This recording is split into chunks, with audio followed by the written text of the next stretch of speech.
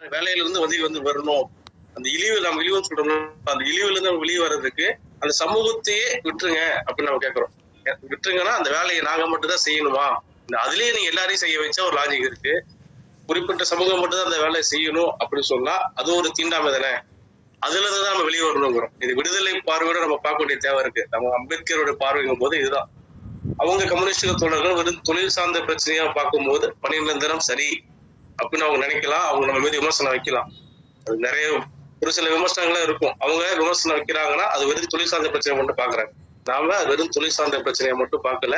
ஒரு சமூக சார்ந்த பிரச்சனையா பார்க்கும்போது இந்த வேலையை விட்டுட்டு வெளியே வாங்க. இப்படி நம்ம பறையை கலையாவும் பார்க்கலாம்.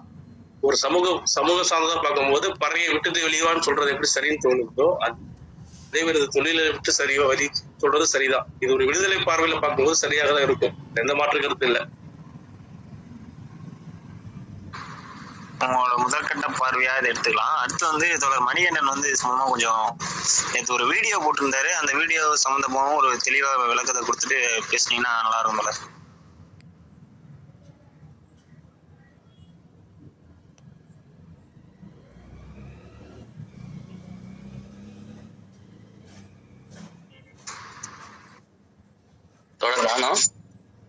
பேசுங்க பேசுங்க, நீங்க தான். ஓகே, எல்லாருக்கும் வணக்கம் தொடர்.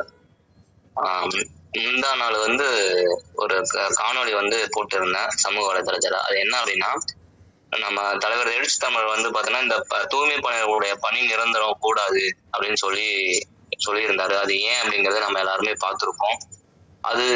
இது ஒரு நியூ வெர்ஷனா நம்ம பார்க்கலாம். ஏன் அப்படின்னா, அது எப்படி எனக்கு படுதுன்னா, புரட்சியாளர் அம்பேத்கர் வந்து நான் இந்துவாக சாக மாட்டேன்னு சொல்லிட்டு ஒரு மேடையில பேசியிருப்பாரு.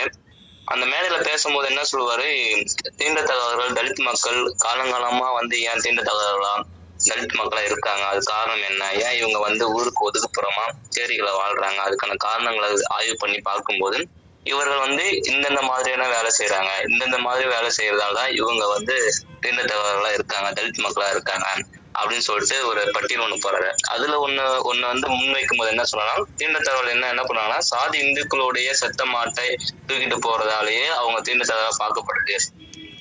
அதனால நீங்க என்ன பண்ணீங்க, இனிமே அந்த மாதிரி இழிவான செயலை இப்ப நீங்க அது இழிவா கருதப்படுறதால நீங்க வந்து பார்த்தா தீண்டத்தகவலா ஆகுறாங்க, தீண்டத்தகவலா இருக்கிறீங்க, தலித் மக்கள்னு சொல்லப்படுறீங்க, அதனால நீங்க அந்த மாதிரி வேலைகளை செய்யறதை விட்டுடுங்க அப்படின்னு சொல்லியிருப்பாரு. இப்போ அது அப்படியே நியூ வெர்ஷனா பாருங்க, புது அப்டேட்டா பாருங்க அப்படின்னா, இந்த குப்பை அள்ளுறத தூய்மை பணி செய்யறத நீங்க அதுல இருந்து வெளியே வரக்கூடாது